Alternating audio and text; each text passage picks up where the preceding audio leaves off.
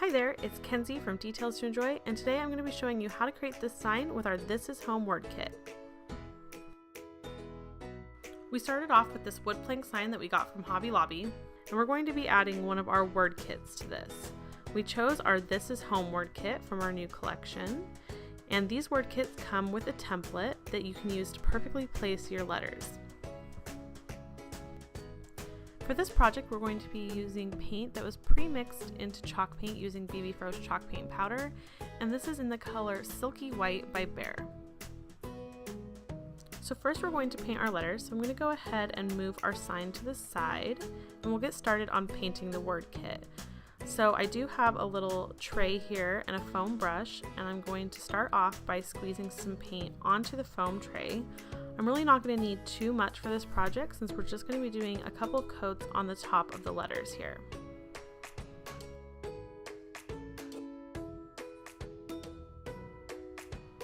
You do have a few options when painting your word kits. You can always spray paint your letters, but for this project we just went with the standard brush and paint. And what you're going to want to do when you're painting letters is get off most of the excess paint on the side of your tray and then just do really light coats on your letters. Working with multiple thin coats is much better than working with one thick coat. For this project, I wanted to keep the black edge of the laser cut words, so I'm just painting the top, and if I do get any paint on the side, I just wipe it quickly with my finger.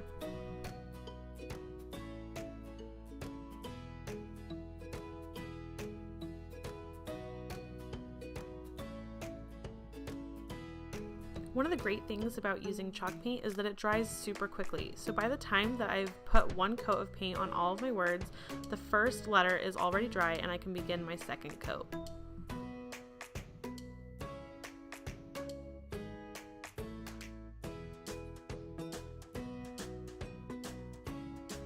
Once the second coat is dry, I'm going to go ahead and distress my letters, and I'm going to be using one of our sanding kits from our website.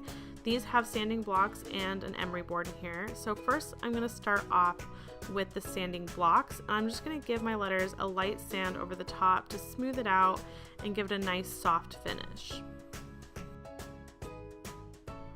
You can also use your sanding block to remove any excess paint from the sides of your letters.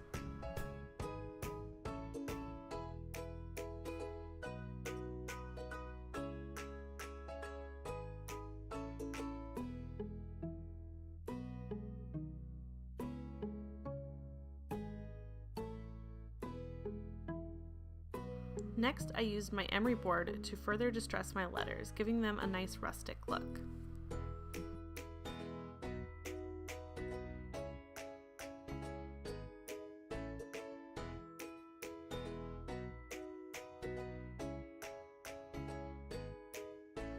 Once my letters were sanded, it was time to add them to my sign. So first I'm going to be placing my template on the sign, and I'm going to be using a ruler to make sure that it is centered.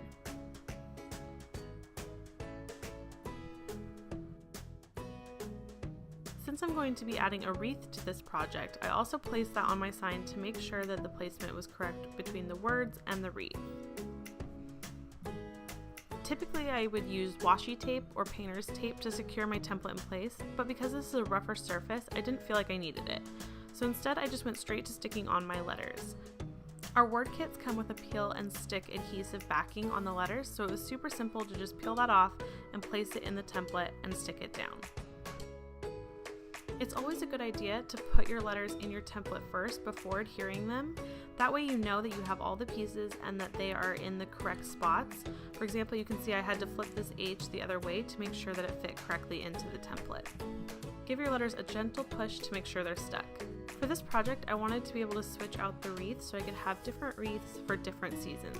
So that meant that I didn't want to permanently attach it. So instead, I chose to hang it from a string on the back of the sign. So what I did was hammered in a nail to the back of the sign, and then I'm going to be hanging my wreath from here. I positioned my wreath on the front of my sign and then carefully flipped it over and tied the string around the nail on the back. And with that, our sign was finished. I hope you enjoyed creating with me today, and if you'd like to see more tutorials and inspiration like this, go ahead and subscribe to our YouTube channel, and if you create your own version of one of our projects, be sure to tag us on social media. It's Details to Enjoy on Instagram and Facebook.